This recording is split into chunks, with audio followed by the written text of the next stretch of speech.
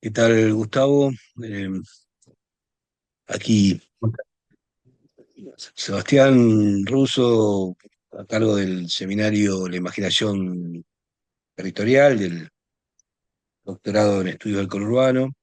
Un gusto con el compañero. Gustavo Ruggero es doctor en Educación y director de la Maestría de Interculturalidad y Comunicación de la UNS, entre algunas otras cosas.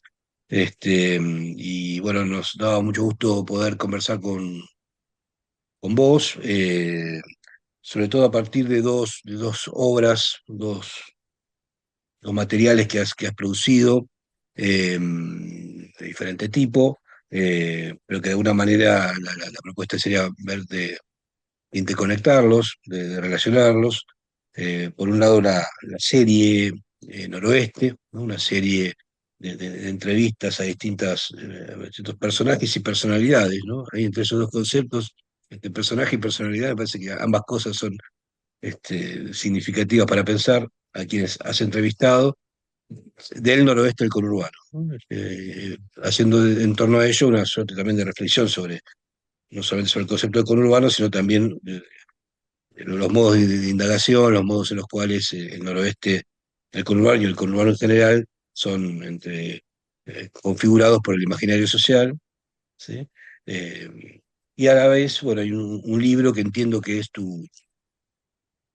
eh, no sé si la transcripción o parte de lo que tuvo que ver con tu tesis doctoral, publicado por la UNS, que se llama Educación, Emancipación y Autonomía, ¿no? Del imperativo del proyecto, donde, bueno, hay una serie de indagaciones que bueno, es extenso, por supuesto, pero me daban interés, me generaban interés indagar en particular sobre los vínculos entre imaginación y emancipación.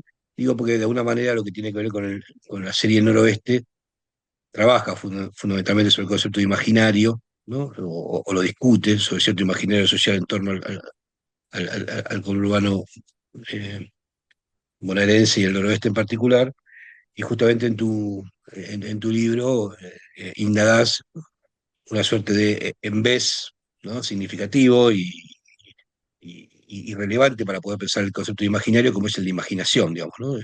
Y de qué manera allí se reconfigura una imaginación, podemos decir, territorial, en este caso en particular el noroeste conurbano, pero me parece que es una propuesta que lo extiende como tal. Así que bueno, por ahí iría el plan de esta conversación. Muchas gracias por aceptar la invitación a la conversa. Bueno, yo estoy muy agradecido. Es recíproco el agradecimiento porque es un espacio eh, muy importante, la conversación, la reflexión conjunta y en el marco de un doctorado que estudia las cuestiones del conurbano, me parece que a lo mejor podemos aportar algunas preguntas, tal vez algunas definiciones, ¿no? Algunas pistas para elucidar, ¿no? Ese significante conurbano y el vivir en el conurbano también. Así que bueno, muy agradecido de esta chance, Sebastián. Bueno, agradecidos nosotros y nosotras. Si te parece, querría comenzar con el comienzo, de hecho, eh, de los capítulos del Noroeste, ¿no? Entiendo que todos empiezan del mismo modo, con ¿no? Un pequeño bueno, secuencia inicial, donde me parece que hay una serie de sentencias, no solamente dichas, sino visuales y audiovisuales, que me parece interesante como para dar comienzo a De a la acuerdo, conversa. me parece muy bien.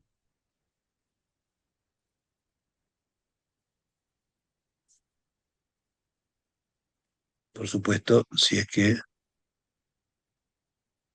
doy con la Que no funcione, que no funciona, funcione. que no funciona. A ver, bajar un segundito.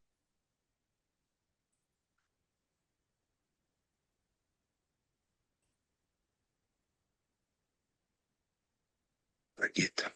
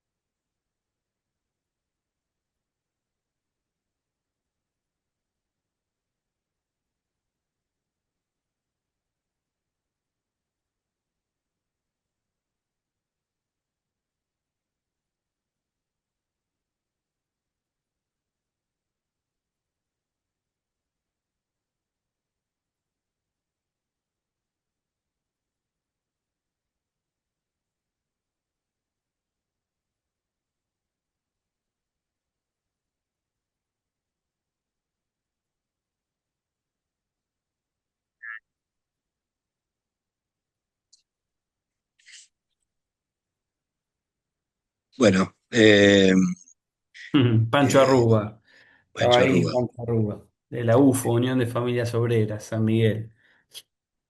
Bueno, me parecía muy interesante por un lado esta disquisición inicial, ¿no? Entre lugar y territorio, ¿no? O decís ahí, o al menos se dice allí en el comienzo del noroeste, el conurbano no es un lugar, es un territorio, ¿no?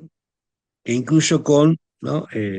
Fechas y fundadores no reconocibles, ¿no? Interesante también esa zona entre lo, de alguna manera, no tan preciso o no tan destacado, ¿no? Como que hay algo se funda en un lugar no preciso, con fechas no precisas y por personas no precisas.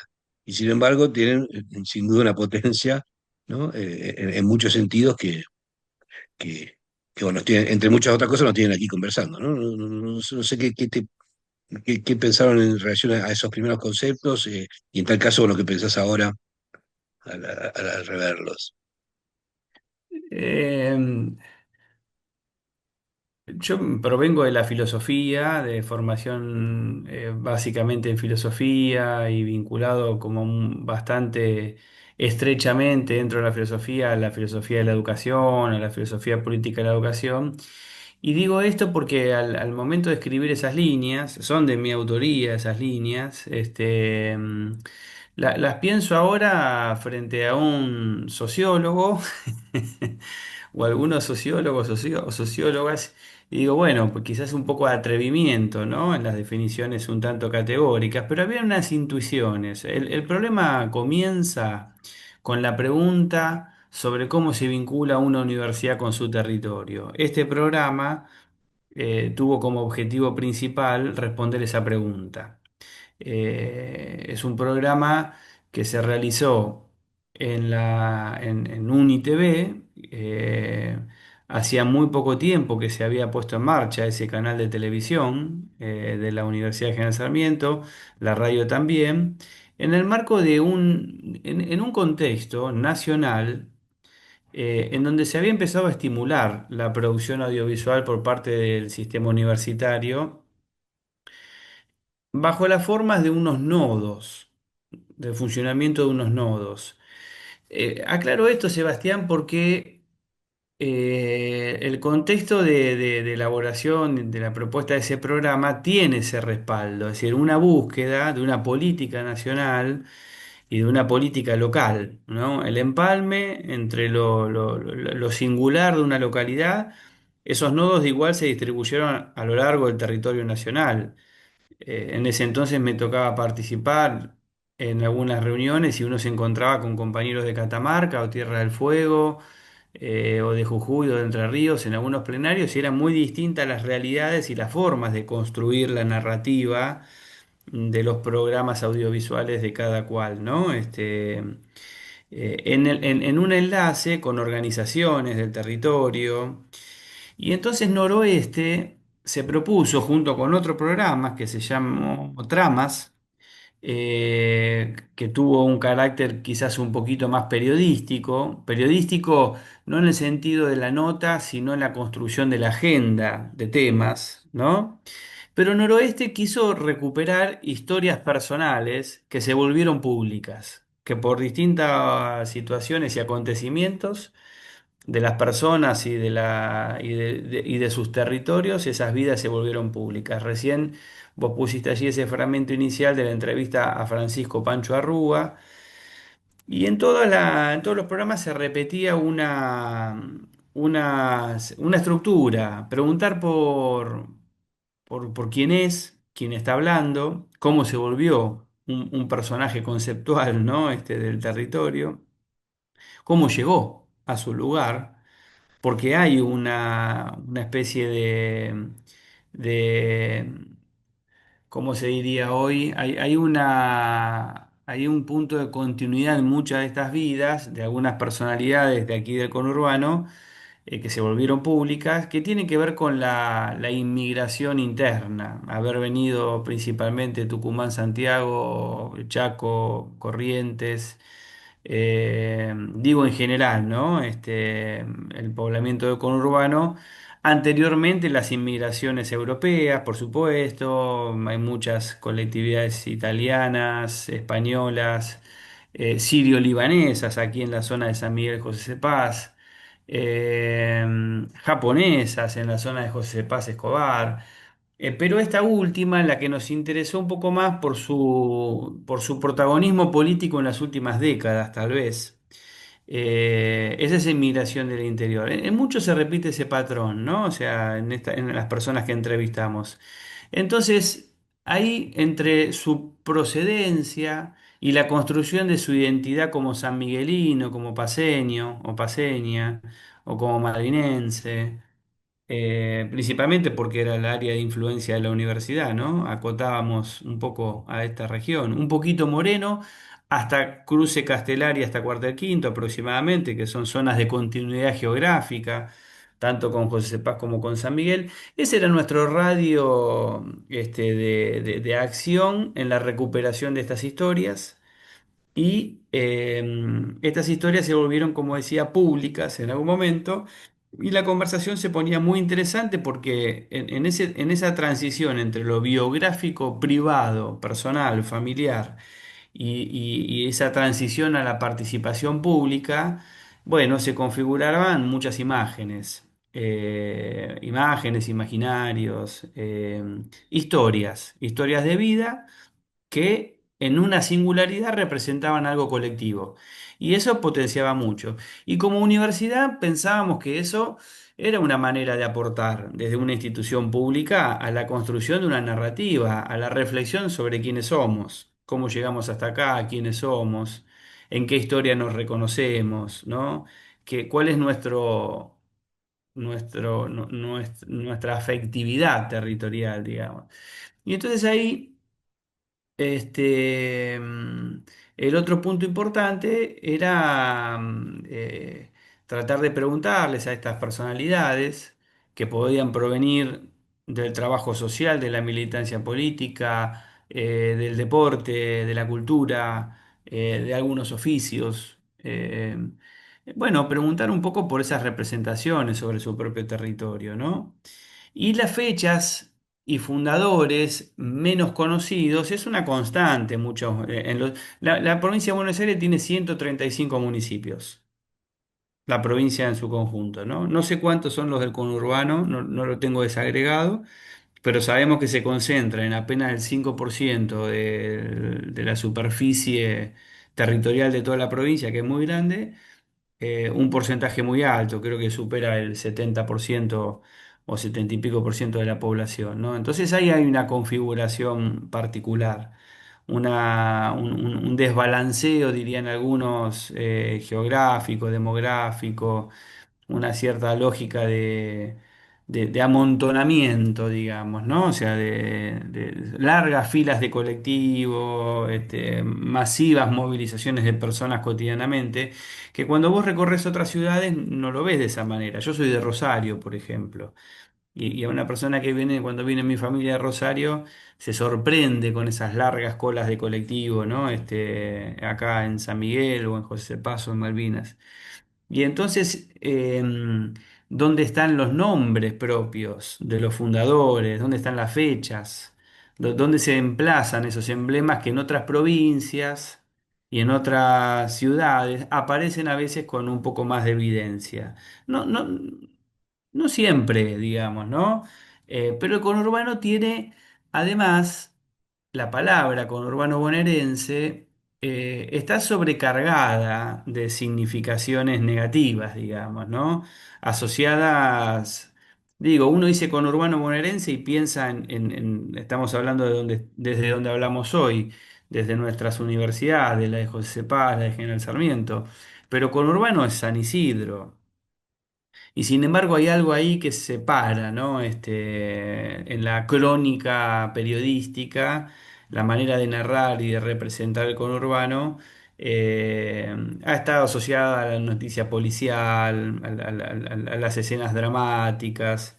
eh, y entonces la pregunta sobre qué es el conurbano, qué tipo de territorio, cuáles son sus confines, sus límites, sus, su, su forma de ser representado, digamos, ¿no? Eh, por quienes lo habitamos, pero también por la institucionalidad. Digo principalmente porque hay una construcción política. Yo recuerdo bien, por ejemplo, cuando se separaron, cuando se constituyeron los tres municipios que conformaban el ex General Sarmiento. En el año 1994 yo vivía en José Paz, eh, y se configuró el municipio de José Paz, el municipio de Malvinas Argentinas y el municipio de San Miguel. Y entonces quedó, el ex general Sarmiento se diluyó, digamos, se esfumó una representación. Quiero decir, los impuestos ya no te llegaban. El impuesto municipal no te llegaba con la leyenda General Sarmiento, te empezó a llegar con la leyenda Municipalidad de José Paz. Bueno, esas operaciones que inscriben, ¿no? En los documentos, en la institucionalidad, también ha sido un poco débil desde la política local, la construcción de esa narrativa. Desde la política, quiero decir, ¿no? Digo, desde el Estado municipal, desde esa cercanía más, de esa mayor cercanía que tenemos con lo estatal, ¿no? Las escuelas son otro ámbito de construcción de imágenes respecto de nuestros territorios. Y allí tampoco se representaron las historias locales. Ahí tampoco apareció una narrativa sobre la historia de nuestros territorios. Eh, y los centros culturales, tal vez, ¿no? Las movidas culturales, desde las más chiquitas a las más grandes, eh, manifestaban, digamos, apreciaciones más particulares, quizás más privadas inclusive, ¿no? En la construcción de esas imágenes sobre quiénes somos, dónde estamos, qué monumentos están en nuestras plazas o en nuestros espacios públicos. Eh, Hay poca movida, digamos, ¿no? Desde la política municipal sobre esa construcción, digamos, poca. O sea, no es ausente absolutamente, pero podría ser más eficaz, quizás. Pero dicho esto, podría haber una voz que se contraponga y diga, bueno, mejor que no, mejor que se componga de manera más diversa, mejor que no se monopolice la historia, que no te la Mm. narre hegemónicamente quien tenga las condiciones para hacerlo y que se construya coralmente.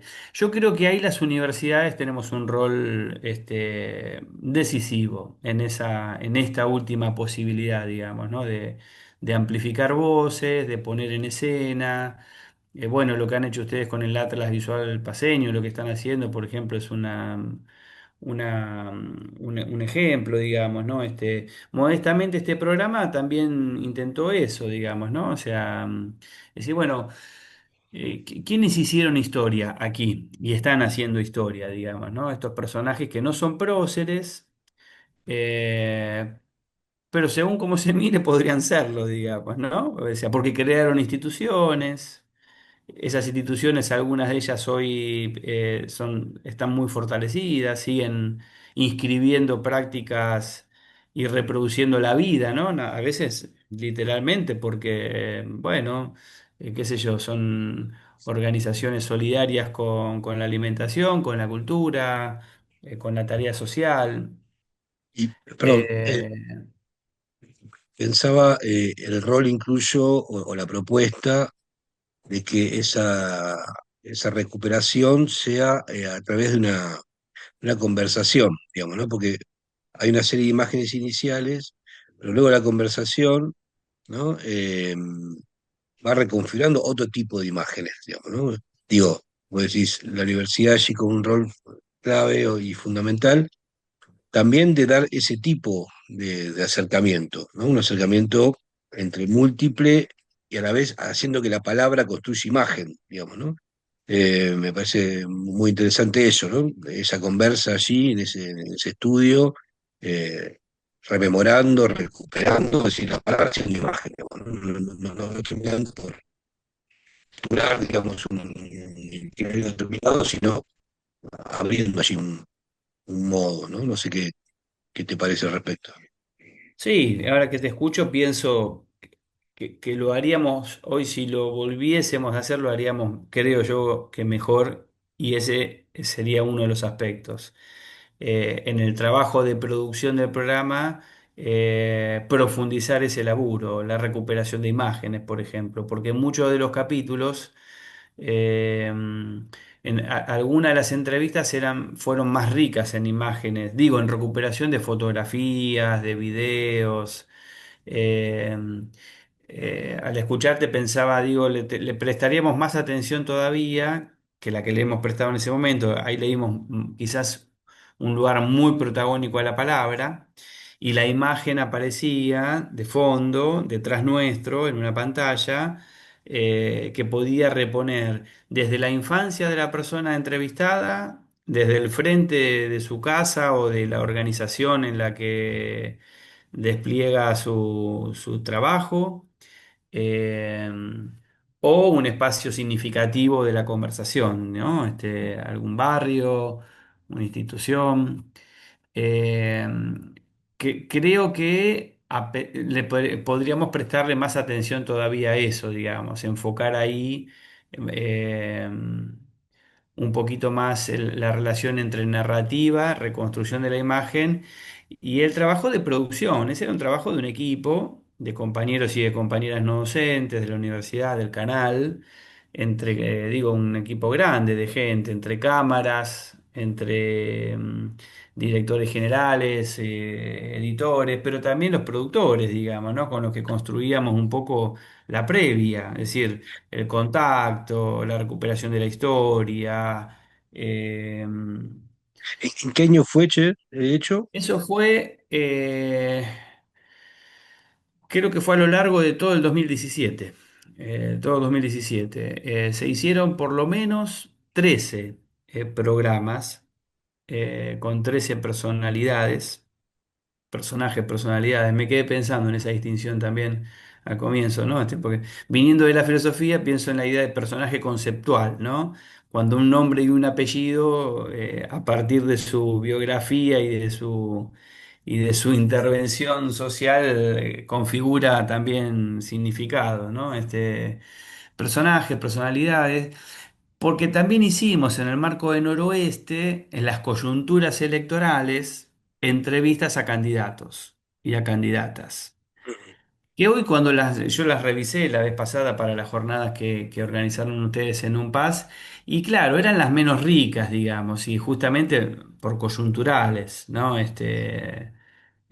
Documentos un poquito menos eh, sí, menos ricos quizás, digamos, en cuanto a la exploración sobre la identidad, ¿no? Porque tenían que ver con elecciones del momento. Bueno, en función de lo que estabas planteando, Gustavo, con respecto a la serie Noroeste, ¿no? Y algo que te había comentado en torno a, y quizás, a mi entender, justamente la no tanta presencia de imágenes genera un orden, me parece, distinto de configuración, digamos, también de un imaginario, digamos, ¿no?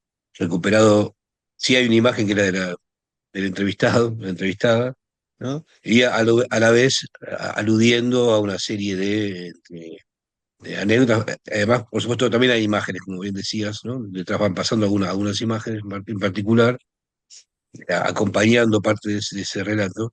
Pero me preguntaba si efectivamente no había algo allí de una suerte también de potenciación de- de la imaginación en el marco de ese relato, ¿no? Donde las palabras construyen todo un orden de imaginación posible. Y en ese sentido, bueno, quería, eh, bueno, llevarte también a tu libro, ¿no? Donde haces un vínculo ahí entre el concepto de imaginación y de emancipación, ¿no? Eh, a partir de una tesis muy potente, me parece recuperada también ahí de Castoriadis, que es decir, Aristóteles no dijo lo que podía derrumbar todo su Ujú. esqueleto conceptual, y era que la imaginación no era un orden secundario, sino fundamento del pensamiento, ¿no? Eh, bueno, quizás el salto es un poco abrupto, pero me parece que no, porque me parece que de alguna manera Digo, porque aparte me parece un gesto relevante y necesario hacer de producciones, en este caso, bueno, de un tiempo histórico determinado, en el marco de una universidad determinada, en un territorio determinado, bueno, el marco en el cual ciertos conceptos pueden allí desplegarse, ¿no? De alguna manera, ese, esa serie, ese espacio de conversación, eh, construye, como te decía, tuvo un orden de imaginación tal vez necesaria justamente para ese registro eh, de puesta en discusión de los imaginarios que están pegados o sobreimpresos, ¿no? Estigmáticos sobre el conurbano. Bueno, ¿de qué Mm. manera te parece que la imaginación eh, circula en Noroeste o de qué manera te dan ganas de poder pensar ese vínculo ahora?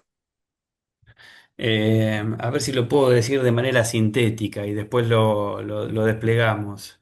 Yo, a vos y a quienes está destinada esta conversación, que están atravesando la formación del doctorado, les agradezco la paciencia y la oportunidad de poder desplegar algunas de estas ideas porque son contraintuitivas.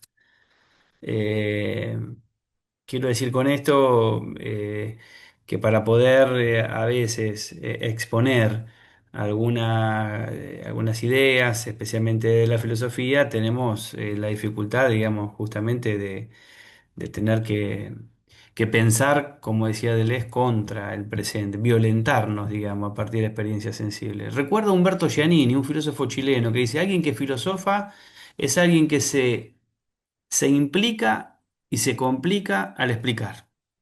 Y después de muchos años de dedicarme a la enseñanza de la filosofía, me parece la definición más linda con la que me identifico. Nos implicamos y nos complicamos al explicar. Eh, ¿Qué querría explicar? Querría explicar algo que para mí ahora es inédito, a poner en relación la producción noroeste, la producción audiovisual noroeste como política de vinculación territorial de una universidad pública del conurbano con una tesis filosófico-pedagógica, digamos, ¿no?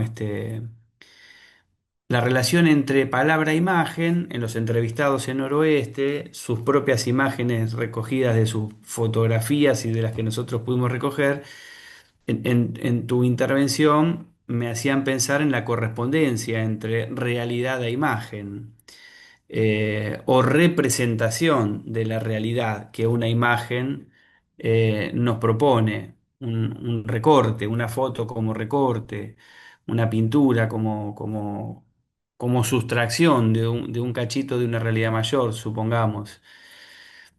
Al fin y al cabo, ¿cuál es la realidad, digamos? La que narran los personajes, la que está situada en un territorio, la que se objetiva en un barrio, en la materialidad, en la calle, en el árbol, en la escuela, en el municipio, o en la manera en que vemos todo eso, en lo que nos es permitido hacer o no hacer en esos lugares, digamos, ¿no? Siempre pienso en el conflicto de los muralistas en los territorios, como los compañeros que se dedican a hacer murales e intervenir un territorio con imágenes, siempre es conflictiva esa relación, digamos, pasa a estar regulada, ¿no? Eh, Aparece ahí la imaginación. Yo tengo que hacer una pequeña distinción. Una cosa, o sea, decir imaginación desde la sociología es una cosa, desde la psicología es otra cosa y desde la filosofía es otra cosa. No voy a hacer una perorata muy larga sobre esto, pero sí saber que hay que desambiguar un poquito, aunque haya zonas de combinación y de encuentro, ¿no? Entre los campos disciplinares o intelectuales. Lo digo de una manera simple, en principio, tomado, como vos decías, de la lectura de Castoriadis, quien es la personalidad filosófica que a mí me orientó bastante en el modo al que llegué de plantear la cuestión de la imaginación en relación a la emancipación. Dice, la definición puede ser sencilla. La imaginación es la capacidad de ver lo que no está. Es la capacidad de ver lo que no está. Pero también de ver en algo eso que no está ahí, de ver en una cosa eso que no está ahí. Es decir, ver alguna cosa en eso que no es esa cosa. Y también no ver siempre la misma cosa en eso que no es esa cosa. Parece un trabalenguas, digamos, ¿no? Es decir, pero arrancamos ahí por el principio. Es de ver algo que no está. Es la capacidad de ver algo que no está. Ahora la pregunta, ese ver que está referido a un aspecto sensible, a la visión, a una percepción sensible, ese ver, esa percepción, eh, nos va a hablar de una imitación de la realidad, nos va a hablar de una reproducción de la realidad, nos va a hablar de una ficción que se va a oponer a la realidad. Y ahí está el problema filosófico y político, luego es político, sobre cómo considerar el lugar de la imaginación en los asuntos humanos, digamos. ¿Qué quiero decir con esto? La imaginación, en comparación con la razón, tiene un lugar secundario. Tiene su estatuto ontológico, es un grado de ser menos confiable en términos de producción de la verdad que la razón. Al menos en la modernidad de esta parte, renacimiento mediante y recuperación de los clásicos, digo Platón y Aristóteles principalmente, la preocupación por la verdad es la preocupación por la justicia, es la preocupación por la polis. Cómo armamos una ciudad, cómo convivimos si no sabemos que algo no es verdadero, pero no verdadero en sentido nociológico del conocimiento, sino verdadero en términos políticos. ¿Cómo sabemos que esta ley puede basarse en un principio de justicia en el que podamos confiar? Entonces ahí hay, para la imaginación, hay en principio un estatuto secundario, no provee de verdad. La imaginación es asunto del poeta, del artista, del músico, quizás, del pintor. Crea figuras que son imitaciones de la realidad, que son reproducciones de la realidad. Y ahí es en donde Castoriadis dice, Aristóteles, en el Tratado de Ánima, habla de dos imaginaciones. Y está muy claro, yo lo fui a buscar, lo recontra estudié, y es verdad que al menos el Aristóteles que nos llegó a través de los siglos en ese tratado, en el de Ánima, eh, específicamente, vamos, por si a alguien le gustaría citar, buscar, digamos, a dónde se encuentra estas cosas, si a alguien alguna vez le gusta leer, en el libro 3 es distinta lo que dice de la imaginación Aristóteles en el capítulo 3 que lo que dice en el capítulo 5. Lo que dice en el capítulo 3 en el capítulo 5 lo borra. Borra con el codo lo que escribió con la mano. Y dice, Castoria dice, se asustó Aristóteles con lo que descubrió. ¿Y qué es lo que descubrió en la imaginación? Bueno, descubrió que la imaginación no es el puente entre la sensibilidad y el entendimiento, como también va a ser para Kant. Hay dos grandes filósofos en la historia de la filosofía, y no más que ellos. El resto se ocupó de una manera bastante secundaria. Uno puede decir, che, pero Riquet se ocupó, sí. Hume se ocupó, sí. Fichte se ocupó, sí. Sartre se ocupó, Heidegger, sí, pero de una manera bastante acotada, pequeña, y no lo construyeron como un problema, digamos. Castoriadis lo construye como un problema ontológico, tiene que ver con el ser, digamos, ¿no? Pero lo que le interesa a Castoriadis es fundamentar una teoría política. ¿Cómo es posible que algo nuevo ocurra? ¿Cómo es posible que algo nuevo se ponga sobre el mundo, aparezca en el mundo? Y para poder responder esa pregunta, tenés que construir dos cosas, una teoría del sujeto, o sea, qué es lo que somos los seres humanos, y una teoría del ser, una ontología que para Castoriadis va a derivar, como en pocos filósofos que yo conozca, a lo sumo Badiou, Alain Badiou, filósofo contemporáneo, que derivan una filosofía política de sus ontologías. ¿Qué quiere decir esto? Que el ser no está determinado. Porque si el ser está determinado, lo que queda es ese trabajo empírico de desocultamiento del ser, el conocimiento de los códigos en el que están inscritas las cosas, Galileo.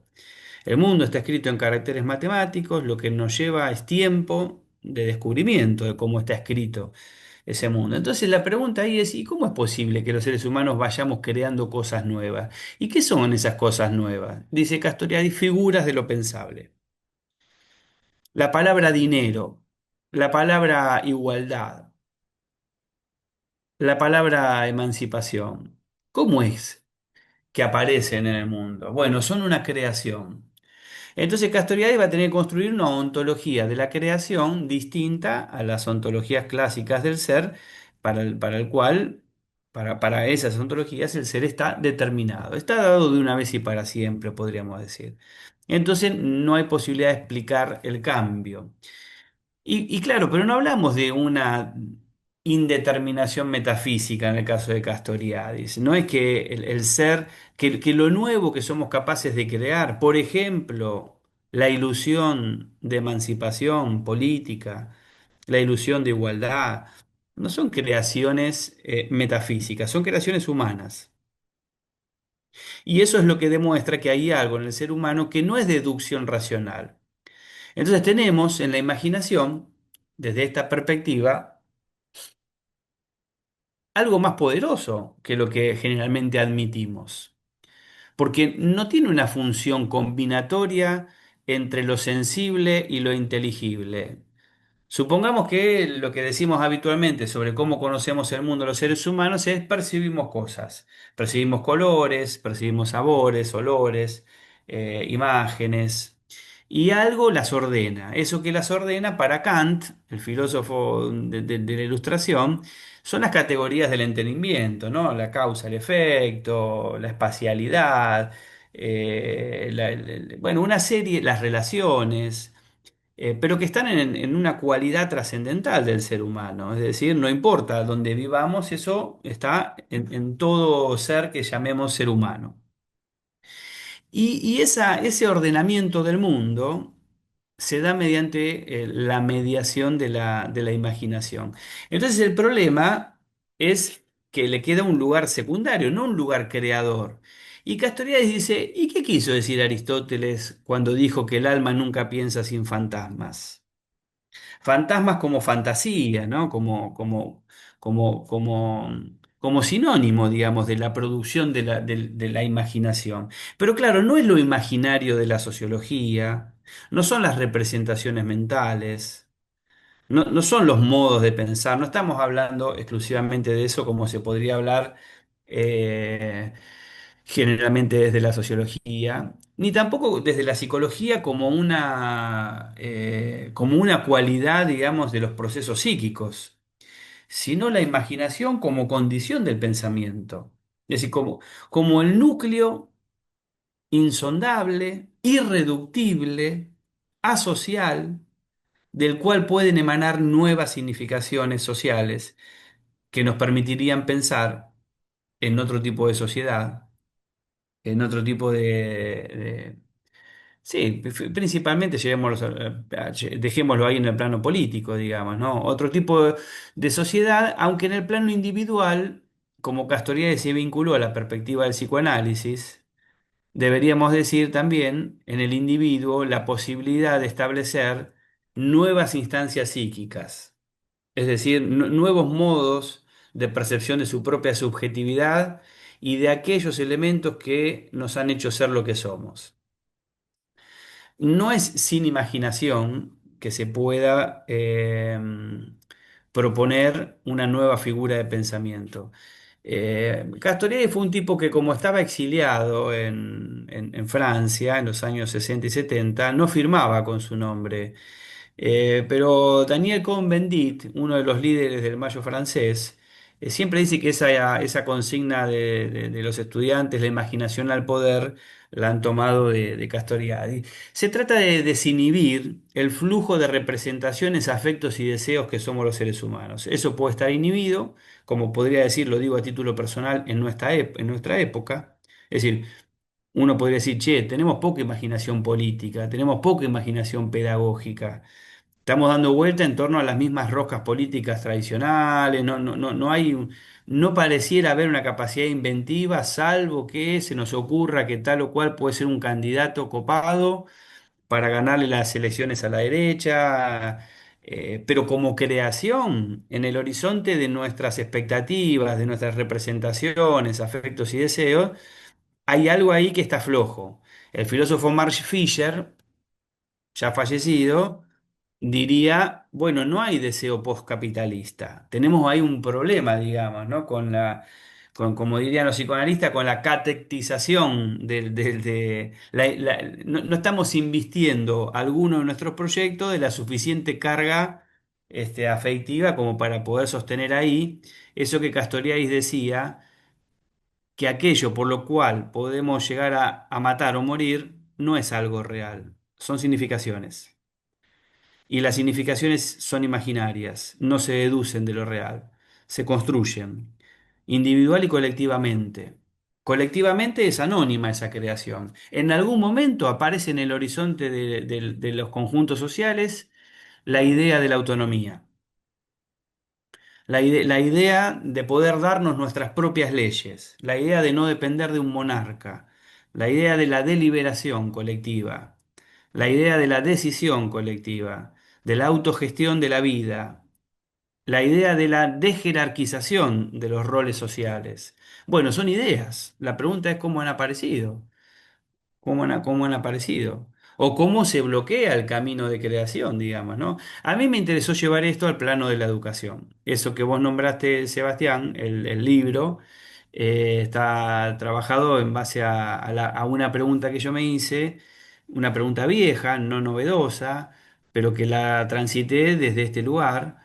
Eh, si es posible educar para emancipar. Es decir, es posible que lo que hacemos en la escuela efectivamente produzca algo en el orden de lo emancipatorio. Y entonces ahí lo que puse en tensión, o intento poner en tensión, son las tradiciones ilustradas, que van desde el abanico, desde la perspectiva liberal, liberales o liberales conservadoras, a inclusive las perspectivas anarquistas o de izquierda o progresistas.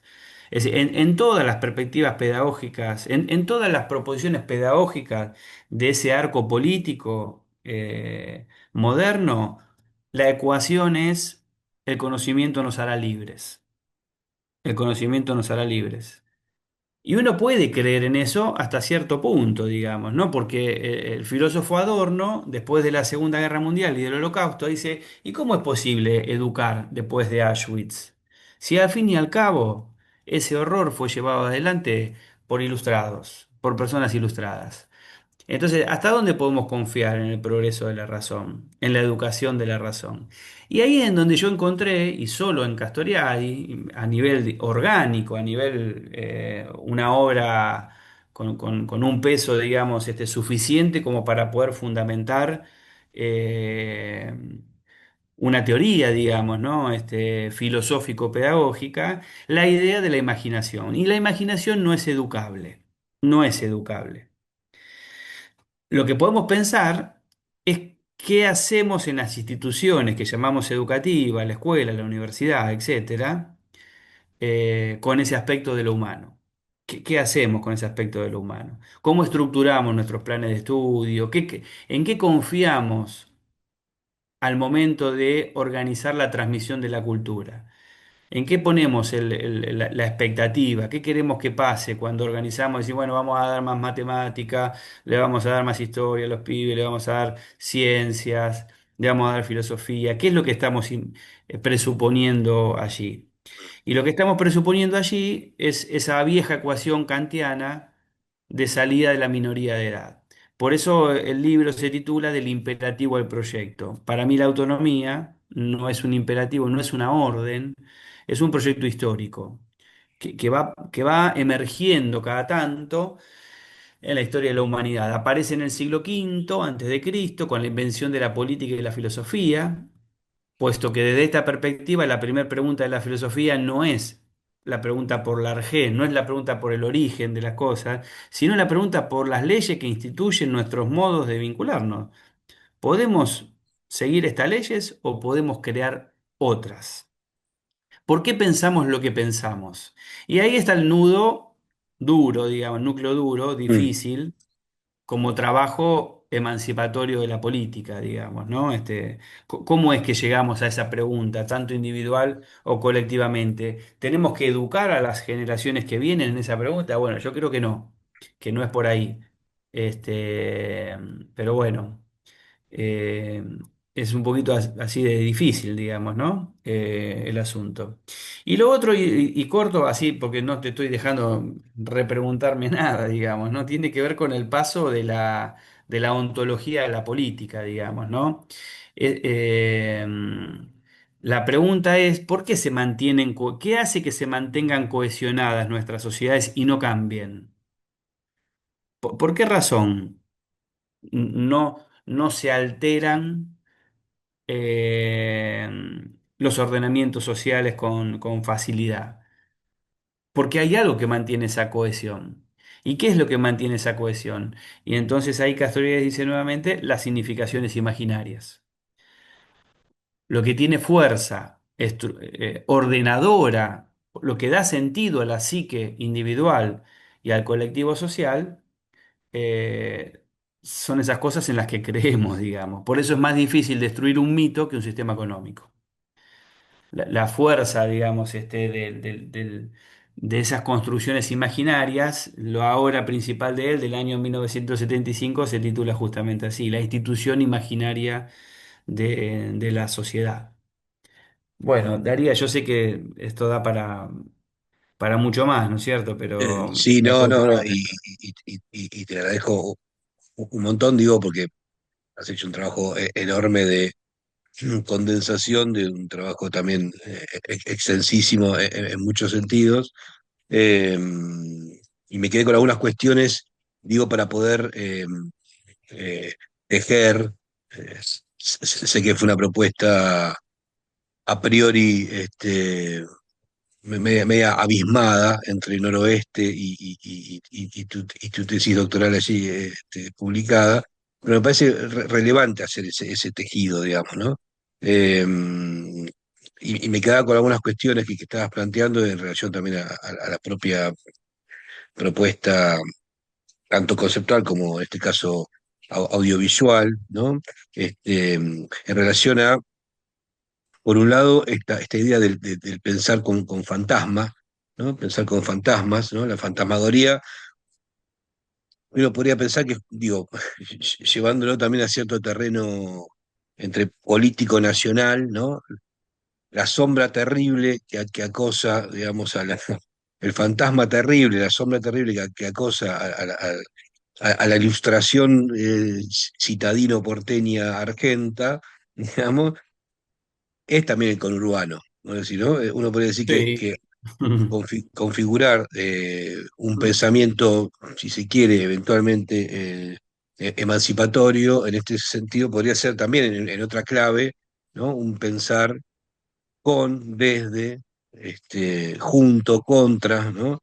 Aquello que es, bueno, la sombra maldita, podemos decir, la fantasmagoría que acosa ese proyecto, como bien decías, ilustrado, que a la vez tiene su embés barbárico, por supuesto, ¿no? Adorno allí informa, pero también Benjamin, ¿no? Digamos,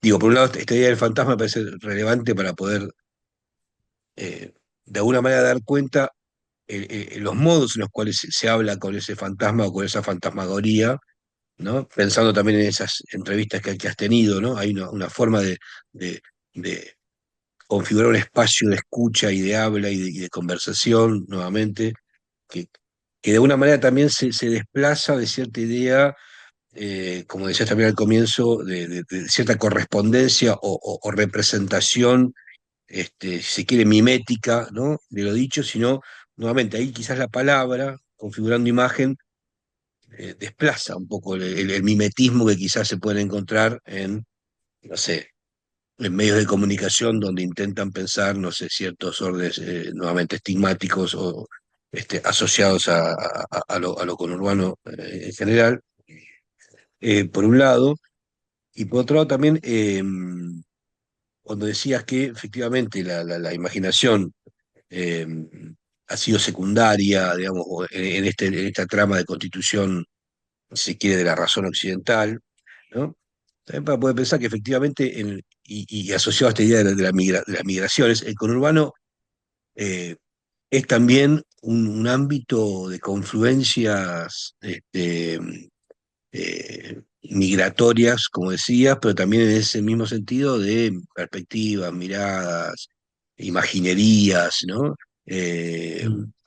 y donde allí, bueno, lo ritualístico, lo mitológico, ¿no? E incluso con algún colega habíamos hablado de o decía, esta idea de la imitación, ¿no? Como parte también de, de esta puesta en segundo orden a la imaginación bajo ese orden de imitación de lo real. Pero bueno, las segundas marcas, ¿no? Digo, si hay algo de ese orden, de lo aparentemente, ¿no? Lo trucho en algún sentido, pero que a la vez tiene que ver con una forma también de discutir y atravesar un orden del deseo construido, este, si se quiere, de forma hegemónica. Bueno, no puedo acceder a eso, pero accedo a otra, ¿no? La versión, ¿no? La versión o la Sí. segunda marca, también como una imitación pero que termina traduciéndose en argucia, uno puede decir, ¿no? En un gesto de picaresca, este, de dar cuenta, ¿no? De decir, consumo lo que vos me estás vendiendo, pero de otro modo y de formas propias. Y lo último a decirte también, como apuntes, en esta idea decías la educación como el modo, eh, pero a la vez la pregunta, ¿por qué educar y cómo? ¿No? Esta pregunta por tenemos ciertas uno puede decir ciertas retóricas, ¿no? En este caso puede ser la audiovisual, y decís la imaginación no es estudiable, así dicho, te cito mal y rápido, pero y pensaba que la imagen también, ¿no? Hay varios autores que dan cuenta de eso. La imagen, eh, creo mal recordar así de memoria a George Urban diciendo, la imagen es el no saber. O sea, la Mm. imagen es el no saber, apela a otro orden de sensorialidades, no es saber. De hecho, es el no saber, ¿no? Bueno, lo extiende en otros sentidos. Pero digo, pensar a la imagen allí también como una retórica propia, ¿no? Tanto de lo fantasmal, de aquello que acosa, eh, incluso bajo la perspectiva de la imitación, de aquello de menor valía en algún sentido, pero que a la vez configura un otro orden también de sensorialidad, y también el modo en el cual aquello que tiene esta característica se expresa, cuál es su retórica. Bueno, la imagen, ¿no? Uno podría suponer que también construye o configura parte eh, de esa apuesta, digamos, ¿no? Eventualmente o potencialmente emancipatoria. No sé eh, Mm. que todo esto te resuena. Mira, me resuena lo primero que en algún punto estamos en una especie de territorio conceptual o en la conversación o territorio dialógico en el que fluyen nuestras propias imágenes del pensamiento, digamos, ¿no? Entonces, mira lo que se me vino a mí al recuerdo. Un ensayo de Graciela Montes, que es una escritora de literatura infantil y juvenil. Eso también incluso se discute, las adjetivaciones. Pero un ensayo, El Corral de la Infancia, en donde se pregunta cuánta realidad y cuánta fantasía. ¿Cuál es la dosis de realidad que yo tengo que poner en juego en la escritura literaria para las infancias y cuánta fantasía? Y a partir de ahí construye una problemática bien interesante sobre cómo en los últimos siglos, en los últimos tres especialmente, se desplegó ese problema, la transformación de la forma de escribir para niños y para niñas, ¿no? ¿Por qué lo traigo a cuento? Porque esa relación entre realidad fantasía, realidad fantasma, o realidad ficción, o verdad y error, que es otra variante posible, digamos, ¿no? Eh, o verdad falsedad, como lo querramos llamar, digamos, está dando vuelta ahí una herencia cultural, que es la ontología de Platón y Aristóteles. Esa es ontología binaria. No hay posibilidad por fuera de estas dos chances de pensar justamente. eh, los recorridos de la creación política, de la creación artística, de la creación... el filósofo Badiou habla de condiciones sobre las cuales piensa la filosofía, y esas cuatro condiciones son los terrenos, los territorios, en donde ocurren transformaciones radicales en la sociedad. El amor, la política, la ciencia y el arte. Son los únicos cuatro lugares donde se producen alteraciones azarosas, aleatorias, no programables. Pero Badiou no desarrolla una teoría de la imaginación. Con Castoriadis diríamos lo que se puso en marcha ahí es que alguien alteró algo o el colectivo anónimo social alteró algo de la política porque de repente se puso a pensar, che, ¿y por qué tenemos que seguir a este idiota del rey cuando en realidad podemos vivir de otra manera? ¿O por qué tenemos que seguir las leyes de tales o cuales dioses cuando en realidad no nos consta que existan? Y ahí se produce una alteración de la representación de lo que somos. ¿Eso en qué plano está? En el plano de hay una realidad de las cosas. Entonces, recordaba ese ensayo de Montes porque la idea de proteger a la infancia de la fantasía, de un exceso de fantasía, hace programar una especie, dice ella, de sueñismo infantil. Pero ella sufrió la acusación luego de la recuperación democrática, años 80, cuando escribe La dictadura explicada a los niños. Entonces, bueno, ¿cómo le vas a explicar esta atrocidad a los chicos chiquitos de la escuela primaria? Eso esperá, todavía no, no tanta realidad. Y entonces es la pregunta, ¿no? Entonces, ¿cuál es el punto de equilibrio? Bueno, no lo hay. No lo hay, no hay punto de equilibrio. Hay hay una percepción sensible, hay una percepción de las cosas, del mundo, que está configurada en nuestro aparato psíquico de esta manera y nos cuesta mucho pensar por fuera de esa dinámica. No sé, para poner otros casos, la reconfiguración del lenguaje, la aparición de la E, las resistencias, los enojos, los odios que eso produce, una pequeña cosa, un pequeño movimiento, digamos, ¿no? Y sin embargo, genera alteraciones importantes. Eh, lo no binario, digamos, que viene a instalar justamente algunas transformaciones subjetivas en uno de esos cuatro campos o sitios de acontecimiento, como dice Badiou, que es el sitio del amor en todo caso.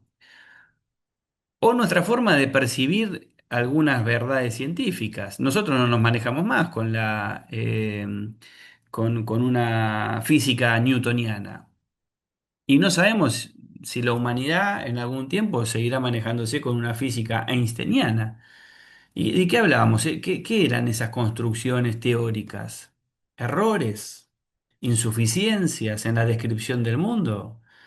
Bueno, ahí está, digamos, este juego para dejar entrar a una teoría de la imaginación desde alguna potencia política. A mí lo que me interesa no es una descripción de los aparatos cognitivos o una especulación antropológica, sino preguntarnos, ¿y qué hace que la sociedad no cambie?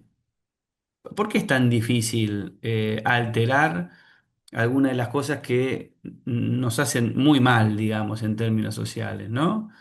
Bueno, ahí hay algo en torno a las proposiciones que vamos construyendo, institucionales, eh, que me parece que hacen sentido que hayamos tratado de vincular la producción noroeste como producción audiovisual en una experiencia política singular en esta Universidad Nacional de General Sarmiento entre los años 2010-2018.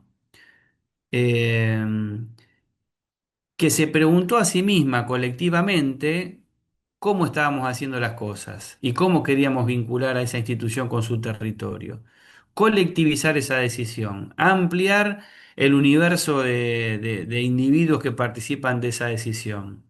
Confrontar la incertidumbre de la pregunta te pone a las puertas de una creación. Te pone, o sea, podés no crear nada, quiero decir, podés no alterar nada. O podés, como decíamos al comienzo, ver algo nuevo allí donde siempre vemos lo mismo. ¿Y cómo es que no lo vi? Eso, ¿no? A mí me gusta hacer un ejercicio inicial con mis estudiantes en uno de los seminarios, los primeros minutos de la clase. Dice, che, salgan a ver acá en el campus y traigan una imagen de algo que hayan visto por primera vez, que antes no lo habían visto. Entonces dice, yo encontré un tachito no sé en dónde, una ventana, un hornero no sé en dónde, encontré un cartel, dice, che, pero eso estaba ahí, y sí, está hace 20 años a lo mejor ahí, pero no lo veías.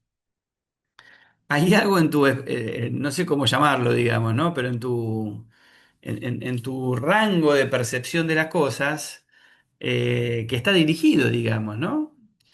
Entonces, ahí otra vez, en todo caso, no hay didáctica de la imaginación, hay didáctica de la racionalidad. Yo te puedo proponer una didáctica de la comunicación, una didáctica de la filosofía, una didáctica de la matemática, una didáctica de la historia.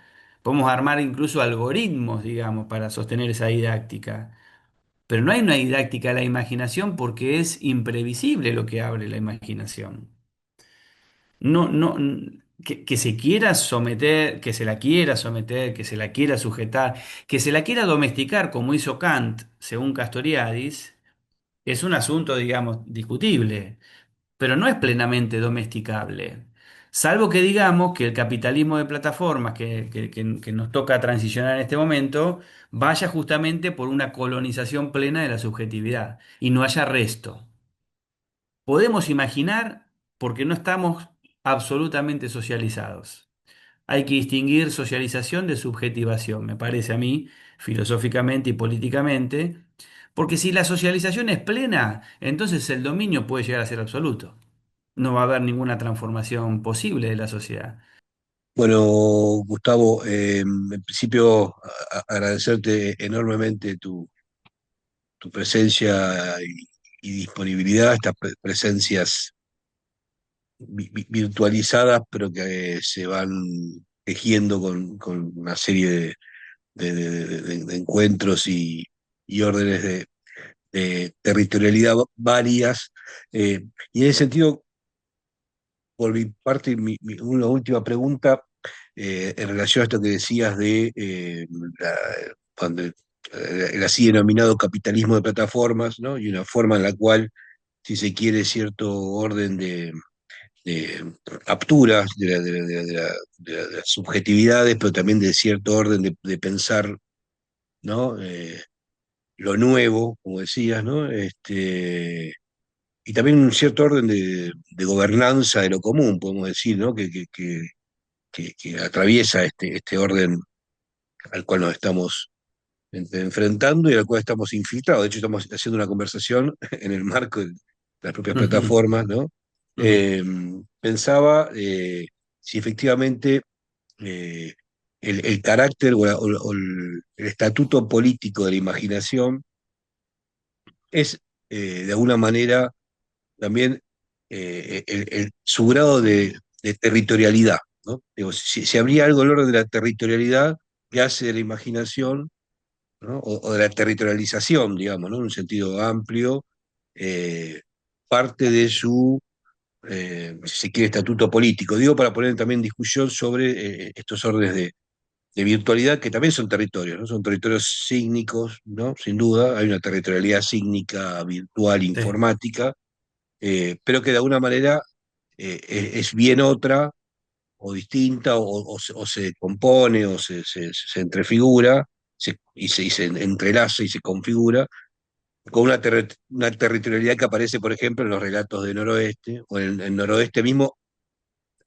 construyendo allí un registro de un imaginar lo que está ahí, pero que no es nombrado, digamos, ¿no? Digo, si decir Noroeste, el conurbano incluso ya es una nominación territorial, ¿no? De aquello que no tiene fronteras tan certeras como decís al comienzo del- del- de la serie, ¿no? Pero que sin embargo está allí, ¿no?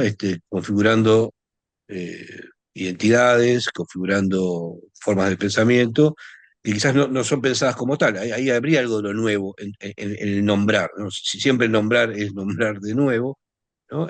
Pero digo, para resumir, digamos, si efectivamente habría algo del orden de la territorialidad, en un sentido amplio, como estatuto político de la imaginación, ¿no? No sé qué opinas de eso, pudiendo tratar de vincular efectivamente estas dos propuestas, ¿no? Sí, es una pregunta, yo te la agradezco porque me hizo pensar mucho y me hubiese venido muy bien esta pregunta en años atrás cuando escribí la tesis. La pregunta para a ver si la reconfiguro y sigue siendo tu pregunta. ¿Cuál es el territorio de la imaginación? Si yo lo digo desde la perspectiva de Castoriadis, digo, el territorio de la imaginación es la psique. Es la psique con tres funciones principales: representación, afecto y deseo, ¿no? Castoriadis ascribe a la perspectiva psicoanalítica, entonces la constitución del psiquismo es fundamental y es correlato de la constitución de la sociedad. No hay separación individuo-sociedad, entonces el territorio de la imaginación también entonces es la sociedad. Pero dicho así, ¿cuál es la materialidad de la sociedad? Porque creo que tu pregunta está dando vueltas la cuestión sobre la inscripción material de la imaginación. No la inscripción subjetiva o psíquica, sino los modos por los cuales se puede establecer algún tipo de correspondencia entre lo material y lo inmaterial, entre el pensamiento y las formas de inscribir en un territorio material parte de ese pensamiento. ¿En qué pensaba? En la imagen del Gauchito Gil, por ejemplo, ¿no? Resultó inadmisible años atrás, un profesor hizo un experimento, un profesor también de tu carrera en la UNS, de la carrera de comunicación, y puso una pequeña grutita del Gauchito Gil en, en una de las esquinas visibles del campus. Y la pregunta era cuánto iba a durar ahí, si había una posibilidad de supervivencia del gauchito en un territorio menos convencional para el gauchito, una universidad pública. Y no duró. No duró, con el tiempo, duró un tiempo, pero también hay transcripción del gauchito. Por ejemplo, el cuerpo de un joven que se lo tatúa, o de una piba que se tatúa el gauchito porque se inscribe en ese territorio que es el propio cuerpo, como una suerte de mapa también de una existencia singular, eh, algo que produce algún tipo de efecto. Un efecto en sí mismo y un efecto en otros. Es una relación compleja para mí de pensar la relación entre el aspecto material, pensar la imaginación en esa, en esa relación entre lo material y lo simbólico, ¿no? Eh, Porque si la imaginación es entonces creación radical, si no es copia de imágenes de la percepción, si no es combinación simplemente de datos previos, sino creación desde la nada, pero no, insisto, no de una nada metafísica, sino una nada de significación, exponer un nuevo significado, no puede quedar solo en el plano de la subjetividad, no puede quedar solo en el plano del psiquismo, de la psique humana. Evidentemente necesitamos los humanos un correlato material de eso. Y ahí aparece la disputa política. Creo que hay, al fin y al cabo, en última instancia, disputa de imaginaciones. Disputas, digo, imagínate, representate lo siguiente. Años atrás, la ciudad de San Miguel tenía una cantidad importante de murales eh, con motivos gauchescos, parecido al estilo de Molina Campos, pero menos logrado, bastante criticada, digamos, ¿no? La estética final por los transeúntes, por las personas. Y con un colega de acá de la zona, un fileteador, llevamos una propuesta al municipio de San Miguel desde la Universidad Nacional General Sarmiento de reemplazar esos murales, vamos a poner mal hechos y alguien se va a ofender seguramente, pero desde mi perspectiva mal hechos, por una narración del Martín Fierro segmentada en distintos barrios de la localidad de San Miguel, los capítulos a grandes rasgos del Martín Fierro, representado de una perspectiva de los fileteadores del conurbano, que es un colectivo todavía que existe, como un modo de contar algo con un mapa en la Plaza Central de San Miguel que te indicase, bueno, si vos te vas para Barrio Manolita vas a encontrar el capítulo 3 y si querés seguir por el capítulo 4 de Martín Fierro tenés que ir hasta San Ambrosio y en el capítulo 5 está en Barrio Calabaza y el 6 está cerca del Hospital Arcade, etcétera, digamos, ¿no? Bueno, ahí hubo una disputa de, no sé si de, no quisiera decir imaginarios, porque me parece que ahí entro en el terreno más de la sociología, sino de imaginaciones, sino de imaginaciones, la posibilidad de construir figuras, narraciones. Aunque ahí también entramos en un terreno en donde Castoriadis lo discutiría un poco, digamos, ¿no? Porque para el filósofo Paul Ricoeur, justamente la imaginación tiene un poder narrativo, digamos, ¿no? Y tampoco es por ese lado. Es por el lado de la pretensión de creación de una novedad política. Y esa novedad política que está en el horizonte no es la actualidad, no es la división del trabajo del capitalismo, no es la acumulación de capital, no son las significaciones que se crearon para configurar este mundo tal y como está dado. Porque tal y como está dado, cuenta con el consenso, con el apoyo de las significaciones instituidas. Digo, no se altera porque de alguna manera no estamos imaginando otra cosa. No estamos pudiendo instituir o crear colectivamente, y esto no lo puede crear una vanguardia, esto no lo crean dos o tres tipos escribiendo un libro sobre una teoría revolucionaria de la sociedad. Esto no funcionaría así en principio, digamos, ¿no? Eh, Digo, para ir cerrando quizás un poquito, no hacerla muy larga, el correlato entre noroeste y una teoría política, la imaginación, para mí tienen un punto de conexión, lo iba pensando mientras charlábamos, que es una noción, la noción de elucidación. Para Castoriadis, elucidar es un proceso que se verifica, lo vamos a decir bien sintéticamente, significaría lo siguiente, perdón, pensar lo que hacemos y saber lo que pensamos. Elucidar puede ser un proceso individual o un proceso colectivo. Elucidar es pensar lo que hacemos y saber lo que pensamos. Y en ese proceso de elucidación, llevado al plano de la política, una universidad cuando piensa si hace o no un programa como Noroeste, no es un asunto de tres o cuatro tipos iluminados, sino un proceso elucidatorio interno, es decir, ¿en qué tenemos que poner colectivamente los esfuerzos para vincular a esta universidad con su territorio? Si es que hay que seguir pensando esa segmentación, esa I de la conjunción es problemática, universidad y territorio. Entonces quiere decir que está separada del territorio la universidad. ¿Por qué deberíamos nombrarlo de esa manera? Bueno, ese proceso elucidatorio eh, nos conduce no a la salida de la caverna de Platón, sino al ingreso en un laberinto. Y el ingreso en el laberinto, la salida del laberinto, al que nos lleva el pensamiento,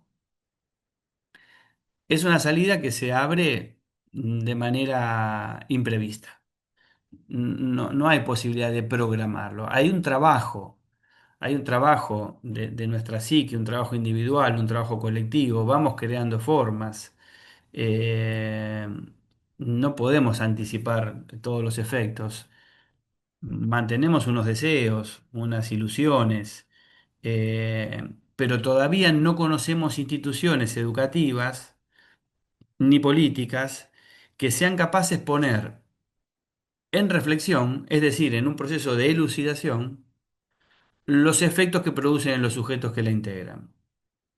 Nuestras instituciones políticas, sanitarias, educativas, no tienen dispositivos internos, salvo muy embrionariamente. A veces una universidad está más cerca de eso porque tiene un consejo, porque tiene una comisión, porque tiene espacios deliberativos.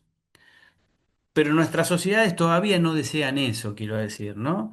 No deseamos socialmente aún instituciones que sean capaces de poner en conversación, en elucidación, los efectos que producen en los sujetos.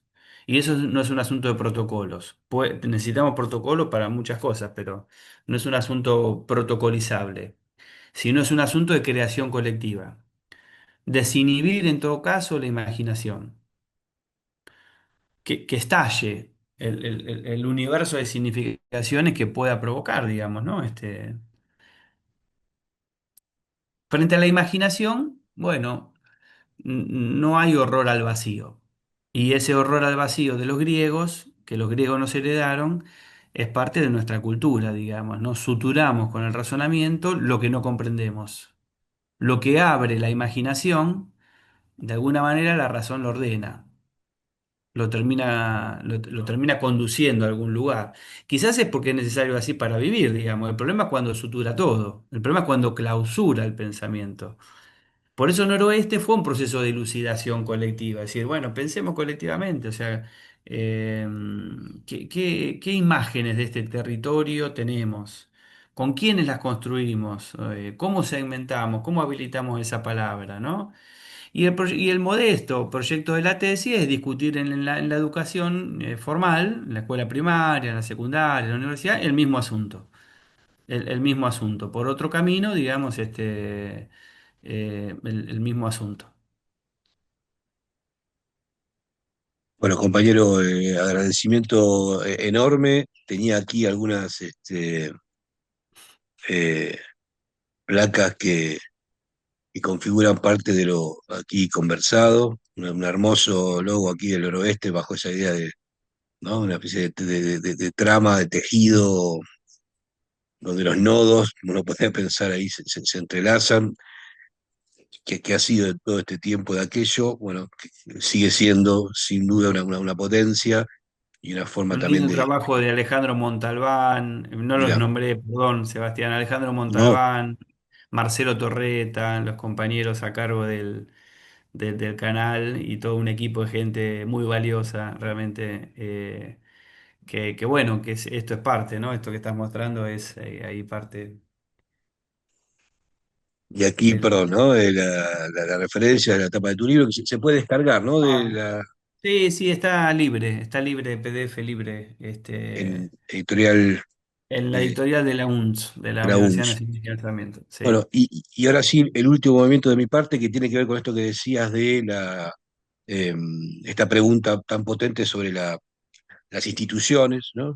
Si permiten, si son espacio, ámbito o hijo de aquello que puede llevarlas a un estado de desquicio, en el mejor sentido, la imaginación como aquello que puede, ¿no? Reconfigurar aquello que está instituido, ¿no? Por eso pensaba en la idea de institución, bajo la idea de lo instituido y lo instituyente, ¿no? La imaginación como aquello que instituye, ahora, de qué manera una institución puede albergar aquello que puede, de alguna manera, venir a, a- a nombrar lo que la misma institución no está nombrando, ¿no? Me parece que es un gran desafío, sin duda, una gran propuesta y zona, digamos, por supuesto, de politicidad de todo lo que hemos estado aquí conversando, que ha estado exponiendo. Y por último, el marco también de institución o de institucionalidad, ¿no? Bueno, el compañero el director de la Mm. maestría, ¿no? Digo, para poder pensar que efectivamente algo de todo este orden, no solamente de producción audiovisual, sino de producción también intelectual, tiene un grado de institucionalidad hoy por hoy vigente, ¿no? En la maestría de interculturalidad y comunicación de la UNS. Eh, eh, sé que decirte dos palabras en torno a eso es un montón, pero digo como para cierre me parece interesante porque se condensa aquí este orden de institucionalidad, digamos, de una apuesta eh, política, conceptual y también narrativa. Y ahí, perdón, lo último a decirte de mi parte, yo no sé si la sociología, la filosofía y la estética, podemos decir, también para poder pensar las formas de la retórica, no confluye. Yo la siento que confluyen, ¿no? Yo sé que hay una especie como de debate a dar Sí. o no dar, pero yo siento que confluyen justamente eh, por caso en las formas de la institucionalidad, digamos, de estos debates, digamos, ¿no? Y de estas formas de expresión, que sea en un seminario, sea en un doctorado, sea una maestría, sea una conversación. Pero bueno, lo último de mi parte, si quería agradecerte, si querías decir algo en torno a, A la a la maestría. maestría.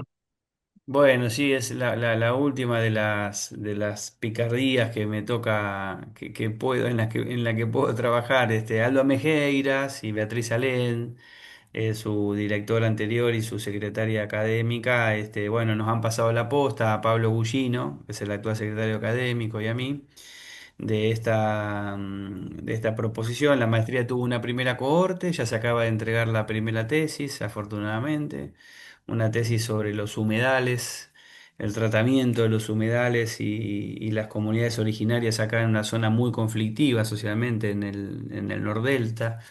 Esa va a ser la primera tesis defendida. Eh, y estamos a la espera de unas cuantas más que se están trabajando sobre temas de lo más diversos. Recién cuando comenté la inscripción de un tatuaje del Gauchito Gil, una de las tesis trabaja justamente los héroes populares, vueltos tatuajes, digamos, ¿no? El Gauchito, uno de ellos. Bueno, es de lo más diverso el abordaje posible. Es cierto que no es un tema que esté centralmente en la agenda política hoy, lamentablemente, la interculturalidad, las perspectivas interculturales. Pero es un abordaje en muchos niveles educativos, en muchos niveles de las políticas públicas, de la salud mental, bueno, en fin, inclusive de la economía social. Bueno, y estamos así en proceso de apertura de una nueva cohorte, con todas las dificultades económicas del caso, pero con un cuerpo docente de primera línea, que la verdad que la vuelven una experiencia a juzgar por quienes cursaban hasta aquí muy valiosa, digamos, ¿no? Yo mismo he trabajado como profe en uno de los talleres, más territoriales y ha sido una experiencia muy, muy bonita. Estamos ahí con el proceso de apertura de inscripciones, digamos, ¿no? Tiempo para arrepentirse hay, digamos, pero si se quieren, alguien que vea esto y de repente le resuene, tiene tiempo de anotarse. Así que muchas gracias este, por, por difundirla. No, gracias a vos, Gustavo, porque además me parece que hace sistema, digamos, a todo lo que estamos conversando. No solamente son conceptualizaciones, no solamente son producciones artísticas, estéticas, cuando todo eso es parte también de una propuesta político-pedagógica, sino efectivamente, bueno, configurar un orden eh, pedagógico institucional como una maestría en este sentido, me parece que es parte también de esas distintas apuestas, distintas capas, ¿no? Donde estas discusiones o conversaciones que estamos teniendo tienen sentido. Gracias, compañero. Eh, Bueno, nos estamos viendo por gracias allí. Sebastián y a quienes vean, a los colegas y a las colegas que vean esta conversación en el doctorado. Ojalá que dé a pensar alguna cosita. Bueno, un abrazo enorme. Adiós, querido.